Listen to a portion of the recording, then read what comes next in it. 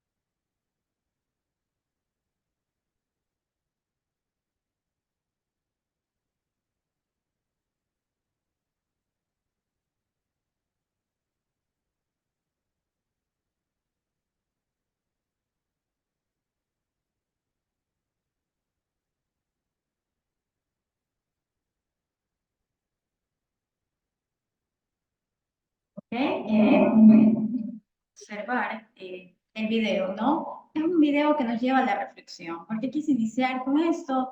Porque es muy importante visibilizar que nosotros, como personal de salud, tal vez ya está en el campo trabajando o tal vez si se está preparando, debe tener muy clara esta parte, ¿no? Nosotros como enfermeros, tal vez como auxiliares, como doctores, como el cargo que usted tenga en la parte de salud, usted va a hacer una diferencia notable y mucho más con ese tema, ¿no?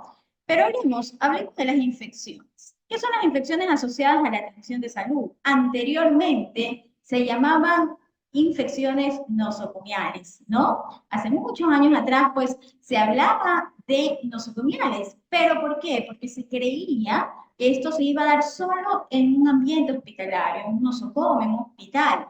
Actualmente, pues ya no tenemos ese concepto. Esto se expandió mucho más y se habla que en cualquier lugar que se dé salud o atención a nuestra salud puede contraer una IAS. Pues ahora ya no la denominamos como infecciones nosocomiales, infecciones cruzadas, ahora son llamadas infecciones asociadas a la atención de salud.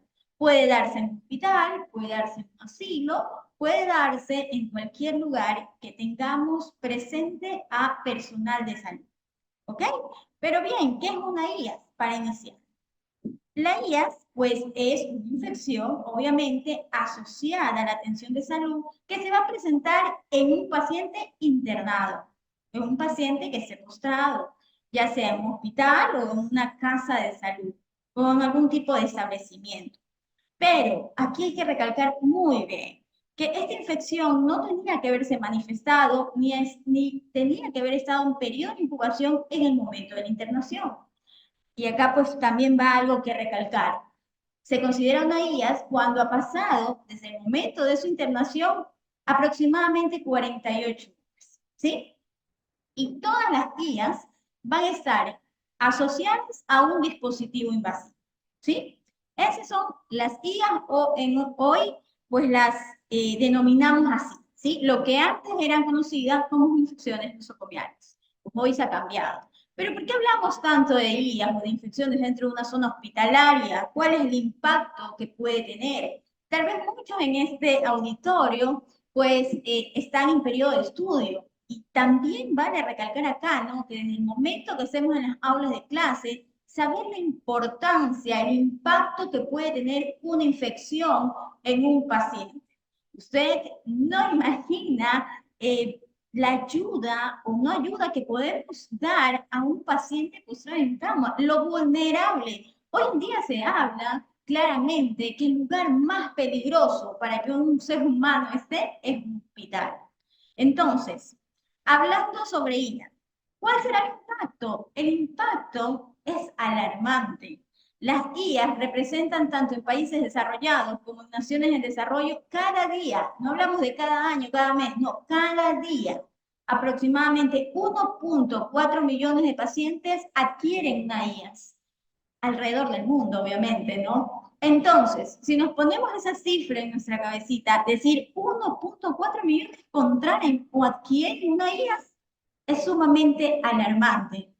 En Estados Unidos, hablamos del CDC, es el Centro para el Control y Prevención de Enfermedades. Ellos estiman que 1.7 millones de IAS contribuyen a la ocurrencia de ¿cuánto? De 99.000 muertes cada año.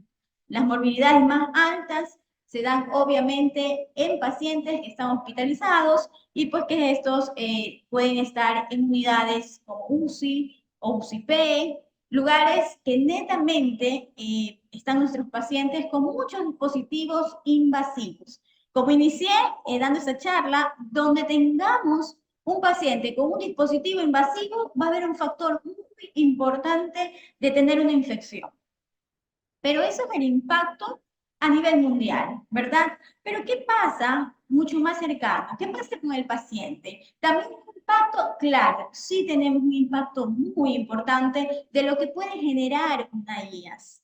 En el paciente, pues el agravamiento de la enfermedad. Muchos de nuestros pacientes en hospitales, tanto públicos como privados, van por diferentes patologías que de por sí pues ya están vulnerables. A esto, añadir una infección asociada a la atención de salud va a hacer que se agrave mucho más aquella enfermedad. Y esto contrae la prolongación de la estadía, es decir, la rotación de esa cama va a ser muy difícil. Es decir, vamos a tener pacientes de larga edad, es decir, de 7, 14, 21 días, que siguen ocupando una cama hospitalaria, siguen gastando muchísimo en su economía porque adquirió una IES. La discapacidad a largo plazo, sí, también aquel paciente se va a su casa, pero en su casa, luego de mucho tiempo, también va a tener una discapacidad.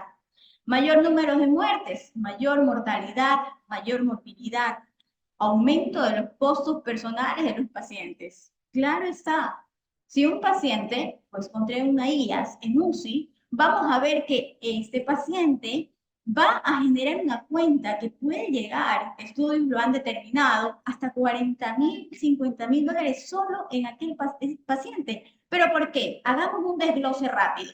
Mayor días hospitalizado, mayor gastos en antibióticos, ok, debe de hacer interconsultas a infectología, a otros médicos, también es un gasto. Todo esto va a ser parte de aquella gran cantidad que deben emplear para este paciente. Bien, el aumento adicional en los costos hospitalarios, y a esto también se da otro de los gastos, que son gastos ocultos, los gastos generalmente que hacen los familiares de este paciente. ¿Sí ven? Una infección que fue adquirida en un hospital va a acarrear todo esto. Y vamos a ver en unos minutos cómo prevenirla. Ok, hasta el 60% de todas las bacteriemias adquiridas en hospitales están asociados a un dispositivo, sea este catéter vascular, y pues aumentan realmente todos los costos, morbilidad y mortalidad, ¿no? Al hablar de costos es alarmante, pero al hablar de vidas es mucho más. Bien, en la metodología que hemos utilizado para recopilar toda esta información, usted la puede revisar también en algunos repositorios bibliográficos muy buenos de información académica. Tenemos muchas guías para esto.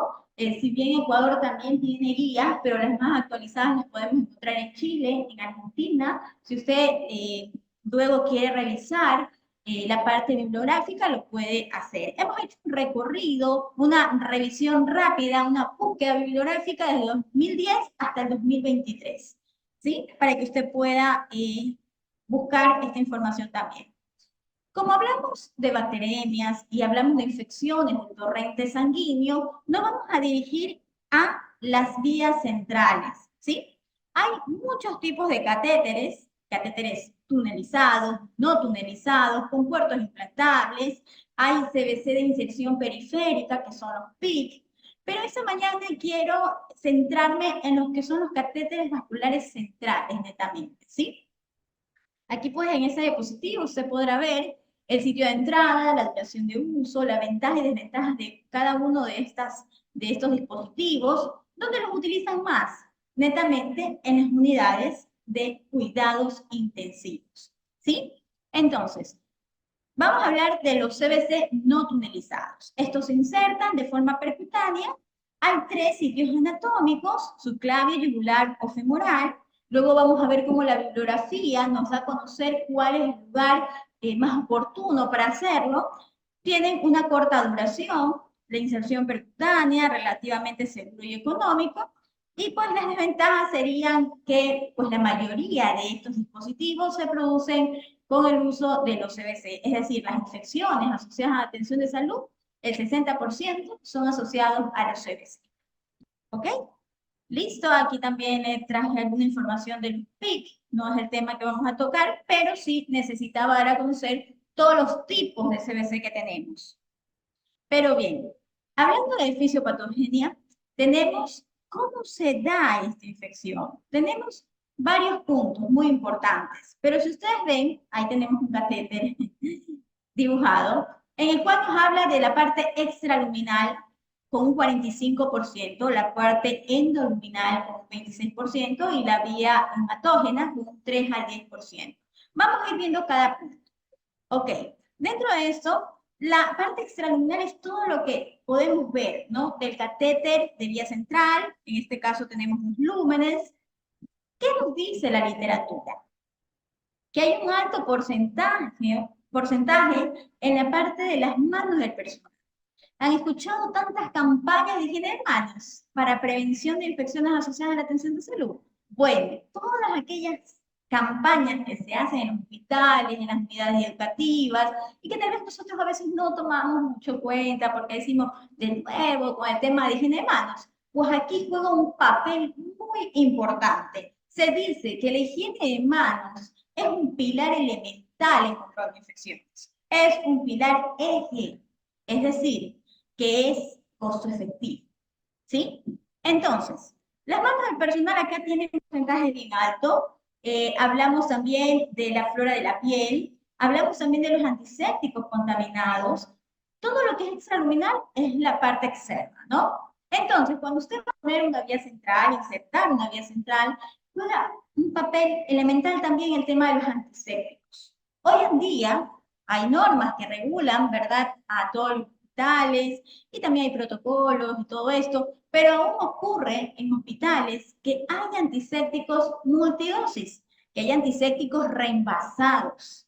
Esto no va a ayudar para nada. Esto lo que va a hacer es que ese antiséptico esté colonizado y al momento de que usted quiera hacer una asepsia como corresponde, pues esté poniendo algo no efectivo. ¿Sí? Entonces, los antisépticos deben ser unidosis, es decir, solo para su paciente. Y la técnica que usted vaya a utilizar para hacer la asepsia es elemental, ¿no? La técnica usted la escoge, pero en temas de bibliografía podemos decir que la que hemos aprendido desde la universidad es desde adentro para afuera, ¿no? En forma espiral, muy buena, pero si usted es un barrido y viene y va, esto no es lo correcto. Entonces, en cosas tan elementales, nosotros como profesionales de salud podemos hacer la diferencia. ¿Qué pasa si usted dice, no, yo soy licenciada, pero yo no inserto catéteres? Yo estoy circulando al médico. Ok, si aquí hay médicos, perfecto. Si no hay, pues nosotros como enfermeros tenemos, sí, la potestad de poder tal vez recordar aquellas técnicas en nuestro lugar de trabajo. Y si usted está aprendiendo, pues aprenderla de la forma correcta. En la parte endoluminal tenemos las contaminaciones de las infusiones, que esto viene netamente ya de casa comercial, los fluidos. Esto no pasa muy a menudo, ¿no? En alguna bibliografía que leí decía que apenas el 3% se ha dado en contaminaciones de fluidos y contaminaciones de infusiones.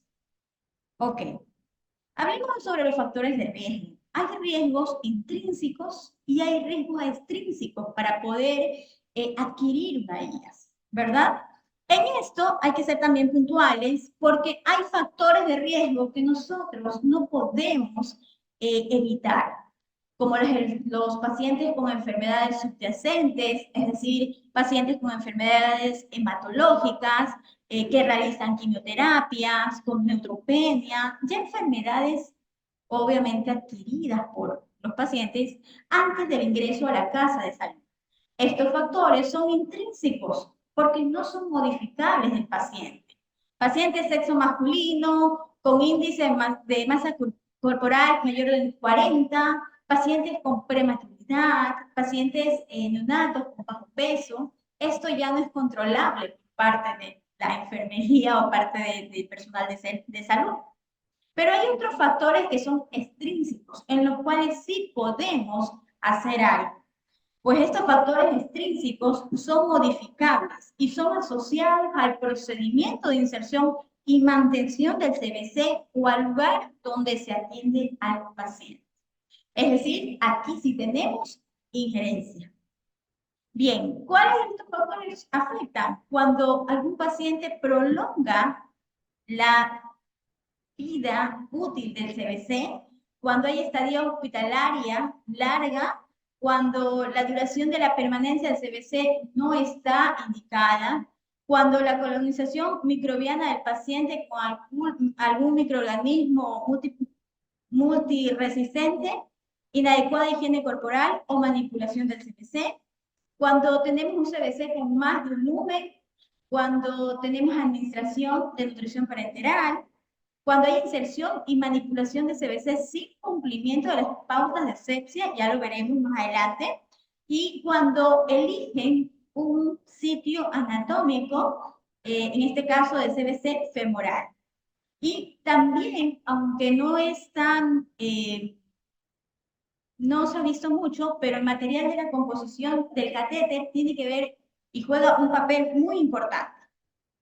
Para esto, las unidades de cuidados intensivos han programado y han planificado y han implementado paquetes de medidas. ¿Qué son los paquetes de medidas? Tal vez en su vida estudiantil usted escuchará esta palabra. En los cuidados intensivos, en las unidades de cuidados intensivos, tienen muchos formularios que llenar, ¿no? Y dentro de la parte de control de infecciones, tienen los llamados bundles. Los bundles son paquetes de medidas. Hace mucho tiempo atrás, pues, se implementó esto. ¿Y qué son estos paquetes de medidas? Son normas a cumplir. Se dice ahora que un buen bundle debe tener de 3 a 5 normas o medidas, ¿sí? Aquí vemos uno que tiene muchas normas. En este caso, estos no van a ser tan eficaces. ¿Por qué? Porque como en la unidad de cuidados intensivos hay muchas personas, hay muchos dispositivos que insertar, hay mucho trabajo que hacer, pues debemos de hacer todo muy rápido. Entonces, en estos formularios se debe implementar de 3 a 5 medidas nada más, ¿sí? Van de cumplimiento de paquete de medidas de inserción y de mantenimiento también. Pero bien, hace años atrás se hablaba de recomendaciones de algunos organismos como la SHEA, APIC, SADI, CODINET en algún momento. Todos estos organismos hablaban de recomendaciones para buenas prácticas para la prevención de infecciones en vías centrales. Hoy en día, aquellas recomendaciones son prácticas esenciales para poder llevar a cabo estas intervenciones.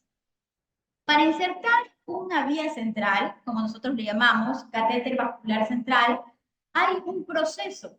Y en este proceso participa también enfermería. Entonces, tenemos previo a la inserción, durante la inserción y también una parte de mantenimiento. ¿Sí? Dígame. Algo me comunica, ¿no? En el público, algo me comunica, ¿no? ¿Es comido? No, perfecto. Listo, sigamos. Si usted tiene alguna pregunta, vamos a tener el espacio de preguntas, ¿ok? Para que puedan despejar sus dudas. Bien, en las buenas prácticas, como les comentaba, vamos a ver hay muchas medidas para implementar para reducir aquellas tasas de densidad de incidencia, ¿sí? Pero hoy queremos hacer una cápsula de todo y poder hablar de lo más importante y relevante, ¿sí? Y de lo que usted pueda ir a casa o a su trabajo y acordarse netamente, ¿no? Bien, previo a la inserción es elemental higiene de manos. Es sí o sí. No hay otra opción. Entonces, querida, querido auditorio, y también pues personas que están en línea, esto no es algo solamente si me observa, si me ve la enfermera supervisora, que yo lo voy a hacer. Si es en la noche, en la madrugada, no está, entonces no, salto ese paso. No, hoy hemos visto un video que nos lleva a la reflexión, un video que veíamos el caso de una chica que ingresa a hospitalización con síntomas y signos, ¿verdad?, de su patología y que luego, por la no, tal vez no inconsciencia, pero sí por saltarse pasos de una de las enfermeras, vemos cómo termina en una muerte, ¿no? Y aquí pues hay muchos fallos para que se dé esto. Pido por favor al auditorio que haga silencio, ¿sí? Si van a levantarse, perfecto, pero necesitamos. Gracias. Ok, entonces el primer paso para esto es higiene de manos. Aquí no hay otra opción, como les comentaba. La higiene de manos actualmente, ¿verdad? Muy socializada por todos, pero muy poco realizada. Hay estudios donde demuestran que a nivel de Latinoamérica no elevamos el porcentaje de personas que realizan higiene de manos y quedamos en un tope de hasta el 70%. En Ecuador es menos. Y es lamentable porque es el primer punto que debemos cumplir. Actualmente tenemos hasta alcohol gel, ¿no? La norma dice que debemos contar con alcohol gel en cada habitación. Para así facilitar higiene de manos. Higiene de manos no es solo hacerlo con agua y jabón, no, hay otras formas. Entonces, previo a la inserción, todo su equipo debe hacerlo. Tanto el doctor, tanto la enfermera, el circulante, el auxiliar, todo el equipo. Entonces, si usted está en una sala de UCI y van a hacer esta intervención, usted debe velar por aquel paciente. Cuando nosotros nos graduamos y hacemos una promesa como enfermeros, ahí va a velar por aquel paciente. Entonces, higiene de manos es fundamental. Luego de eso, esta inserción va a ser llevada a cabo por personal capacitado. Es ahí donde el establecimiento de salud cobra mucha importancia porque ellos van a ser los encargados de dar educación continua por guardia, por lo menos un equipo que esté preparado para esto. El personal debe ser capacitado. Luego, pues tenemos que evaluar la necesidad de este dispositivo. Obviamente, el criterio médico es totalmente importante. Ellos van a prescribir y van a decir, ¿no? A todo el equipo necesitamos instalar una vía central. Porque para instalar una vía central hay muchas indicaciones, ¿verdad? Ok, el tipo de CBC. Enfermería también es la encargada, bueno, de jefas, de supervisoras, de saber el tipo de material que se está utilizando. Según estudios, demuestran que el tipo de material, hay unos que son mucho más, se acondicionan mucho más al biofilm, a aquella biopelícula, y se adhieren mucho más. Entonces, hasta en esto hay que tener mucho cuidado. Y el sitio de inserción, que nos dicen, pues también la literatura, oral sería el último a elegir. La higiene del paciente también es primordial cuando podemos hacerlo, ¿no? Si viene un paciente por emergencia, es muy difícil que yo le diga, baña al paciente, porque ahí va a primar la vida. Pero cuando es algo que ya está, tal vez en UCI, coordinado, que por la tarde se va a dar, que por la noche se va a dar el tema de la inserción, tenemos que ser higiene del paciente, ¿no? El baño del paciente lo podemos hacer con gluconato de clorexidina, es algo muy efectivo. Esto lo vamos a hacer previo a la inserción. Es decir, usted también va a tener un paquete de algunos insumos ya preparados para instalar CBC. La inserción. ¿Qué vamos a hacer durante la inserción? Ya nos lavamos las manos, ya tuvimos higiene del paciente, ya hicimos, preparamos nuestra canasta, estamos todos ahí, los que van a participar en esta inserción, estamos totalmente listos. Perfecto. ¿Qué va a pasar durante la inserción? Ya tenemos ahí, pues si usted no tiene en su unidad hospitalaria, debe de preparar un set para colocar vías centrales. Algunos no lo tienen, algunos sí. Pues si no lo tienen, yo recomiendo que lo harían un set, una canastita, con todo lo que usted vaya a utilizar. Y también pues, un protocolo, un POE ya estandarizado para que lo pueda hacer. ¿Ok? Si no tiene, puede dar aquellas ideas en su unidad hospitalaria. Y si lo tiene, puede actualizar. Todos los protocolos se actualizan cada 2 años. 2. Utilizar guía ecográfica para inserción. Hace años atrás no era tan común, ¿verdad? Los médicos pues lo hacían sin guía ecográfica. Hoy en día es parte de la normativa, es parte de las guías. No podemos saltarnos. Claro, hay médicos que tienen mucha experiencia en esto y lo hacen sin las guías. Pero, como yo digo, cuando estamos en el proceso de aprendizaje debemos aprenderlo y aprender correctamente cómo es el procedimiento. La preparación de la piel, aquí también es importante, ¿verdad? La preparación de la piel lo debemos hacer con algún antiséptico unidosis. No que con el frasco que tenemos en toda la UCI lo rotamos por todas las camas. No, acá pues debe ser unidosis y pues las guías también nos aconsejan que lo podemos hacer con gluconato de clorexidina al 2%. ¿Sí? La cobertura del sitio de inserción, estas son las medidas de barrera, ¿sí? Son elementales porque si no tengo esto, estoy fallando en mi bundle, ¿sí? Entonces, la cobertura del sitio de inserción es elemental. Aquí podemos ver algunas fotografías, el paquete, el set preparado para la colocación. También podemos ver cómo la guía ecográfica también tiene una funda estéril, ¿verdad? También acá tenemos a un licenciado preparando todo con una canastita, que es lo ideal, ¿verdad? No correr para ir a traer más cosas, sino tener todo preparado. Y el baño diario en pacientes de uso disminuyó las bacteremias en un gran porcentaje. Esto pues son estudios que se realizan. Bien, aquí tenemos también otra imagen sobre el EPP. También es una barrera, ¿verdad? El EPP, ¿qué es el EPP? Los elementos de protección personal. ¿Qué pasa con la primera imagen de este licenciado, doctor, este personal de salud?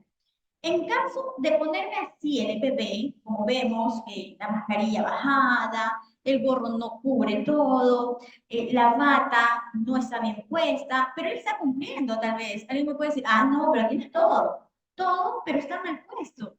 Así sea el mejor médico, el mejor licenciado, el mejor circulante, si no cumple correctamente con ponerse el EPP, hay que llamarle la atención, hay que decirle, Doc, está mal.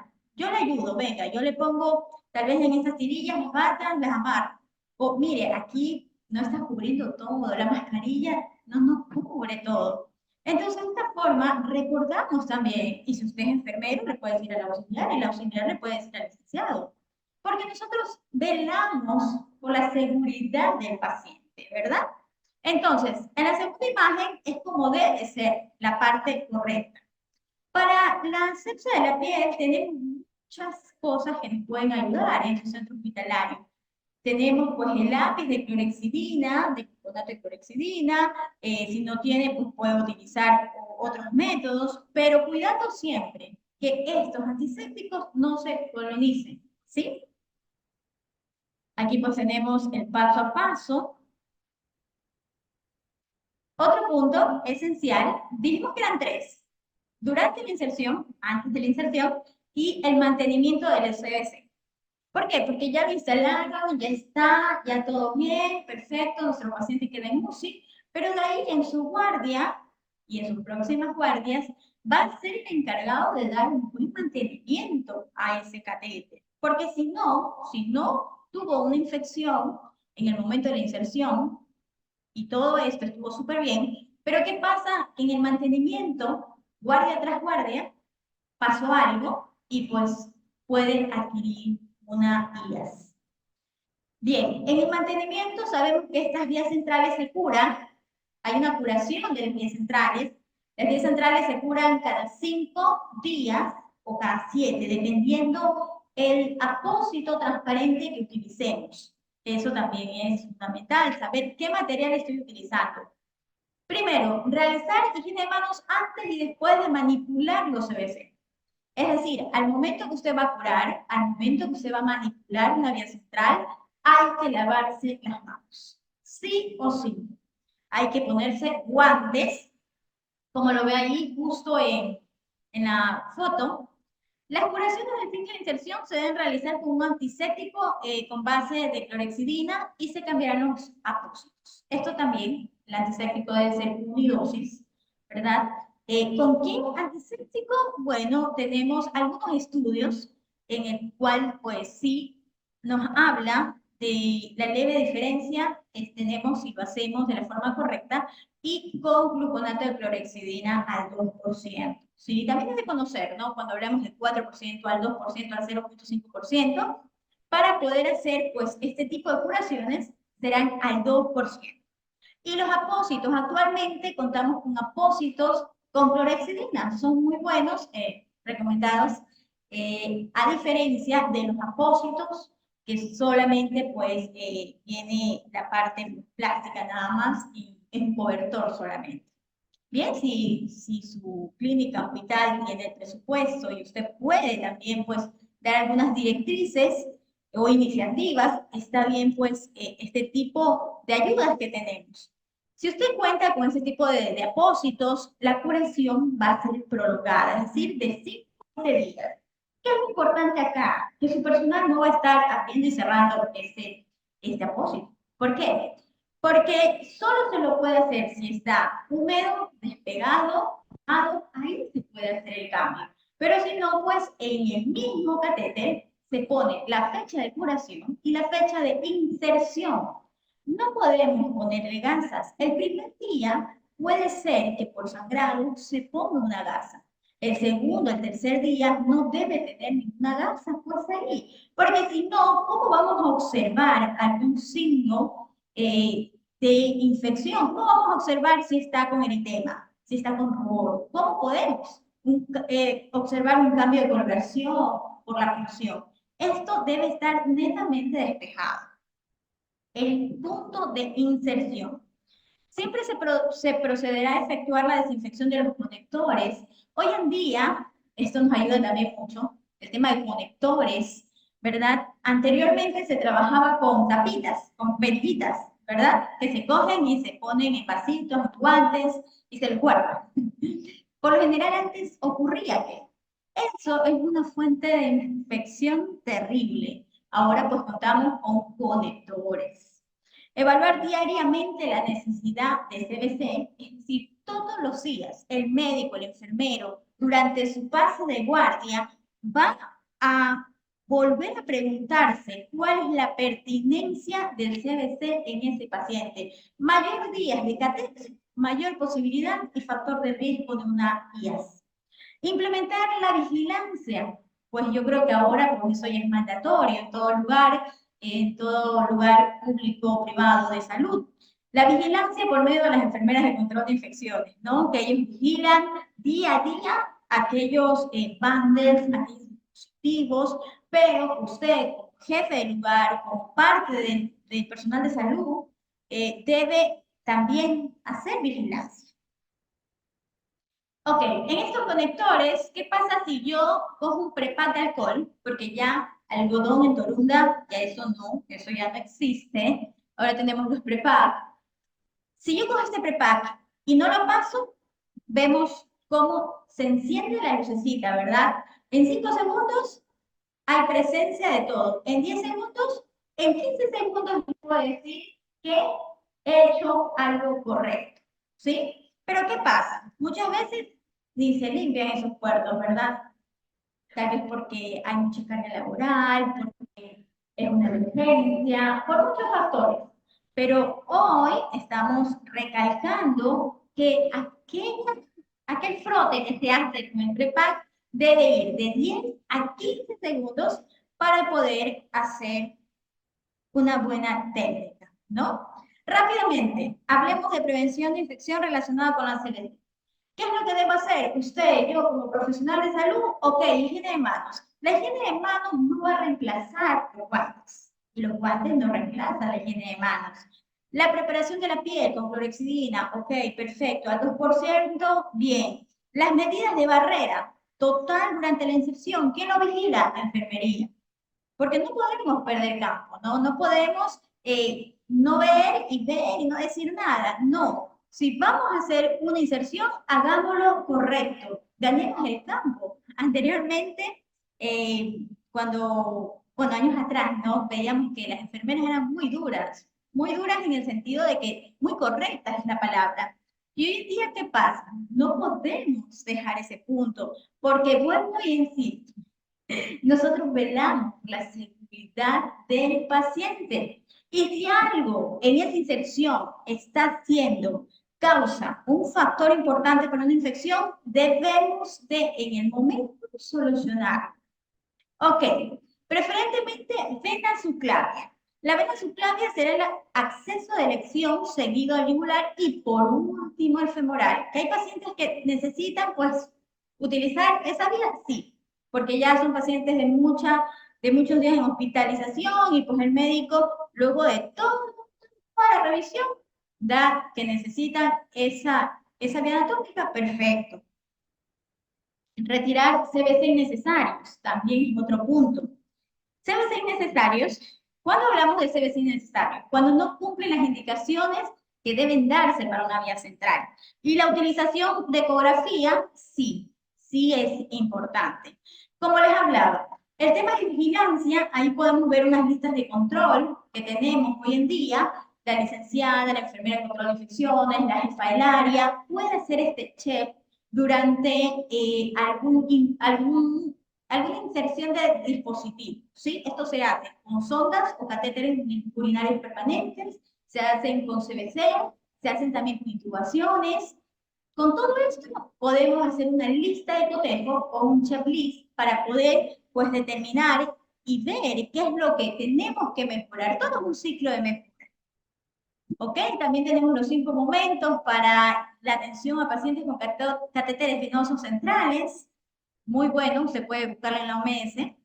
Las prácticas no recomendadas. ¿Qué es lo que se dice en cuanto a CBC en prácticas no recomendadas? No está indicada la utilización de profilaxis antimicrobiana para la inserción de CBC. No está recomendada. No. No se deben reemplazar de forma rutinaria los CBC. No se ha demostrado que no existen diferencias a la incidencia de infecciones cuando los CBC se cambian de forma programada. Hay algunas UCI que tienen como que ya establecido, ¿no? Cada 7, cada 14, cada 21 días se cambia este dispositivo. En la literatura no hay. No se dice que un dispositivo exactamente debe cambiarse o rotarse, a lo que nosotros llamamos. Únicamente, ¿cuándo se debe rotar un dispositivo? Cuando un paciente llega a una emergencia de otro hospital y que no sabemos, obviamente no sabemos qué puede traer estos dispositivos. Es ahí donde el protocolo nos dice, ok, hay que rotar todo dispositivo que tenga. Bien, rápidamente vamos a hacernos esta pregunta, porque creo que ya el tiempo acabó, o tengo un minuto. Ok, bien, luego de haber escuchado el tema de infecciones, de cómo podemos prevenir desde nuestro lugar, punto de trabajo, vamos a hacernos esta pregunta, que es el punto final, que es cómo podemos aportar desde nuestro lugar de trabajo para cambiar la situación actual. Si al inicio vemos cifras alarmantes, como 99.000 muertes al año por infecciones asociadas a la atención de salud, usted que está escuchando en casa, en su trabajo o aquí, ¿cómo puede aportar? Esta misma pregunta yo la hice cuando pues tuvimos la capacitación en mi trabajo a todo el personal, a médicos y enfermeros, y pues hablábamos de tantas cosas, ¿no? Ellos decían, sí, dicen, pero es que no tenemos esto, no tenemos esto, no tenemos lo otro. Ok, dejemos al lado lo que no tenemos. ¿Qué es lo que sí tenemos en nuestro lugar de trabajo? ¿Tiene alcohol gel? ¿Tiene agua? ¿Tiene jabón? Ok, ¿puede lavarse las manos? Perfecto. ¿Qué más tenemos para darle seguridad al paciente? ¿Cómo usted puede comprometerse con la seguridad no solo de aquel paciente, sino suya, ¿no? Porque cuando estamos expuestos a pacientes pues, que están infectados, la protección es doble, es para allá y para acá. Ok, entonces les dejo con esa pregunta, compañeros. Enfermería, ¿cómo puedes aportar desde su lugar de trabajo? Tal vez usted es jefe, tal vez usted es parte de coordinación, tal vez usted tiene algún cargo, o tal vez usted es licenciado de planta, que va todos los días a trabajar en el campo con el paciente. ¿Cómo puede aportar? Esa preguntita se las dejo ahí para que cuando usted pregunta a UCI, usted diga, a ver, si no me lavo las manos, o si no velo por la seguridad del paciente, o por si no veo cómo está haciendo esa técnica aséptica para poder insertar una vía, a ver, yo soy parte del problema, entonces, seamos parte de la solución, colaboremos y pues también apoyemos a iniciativas como estas, ¿no? A prevenir infecciones. Muchísimas gracias.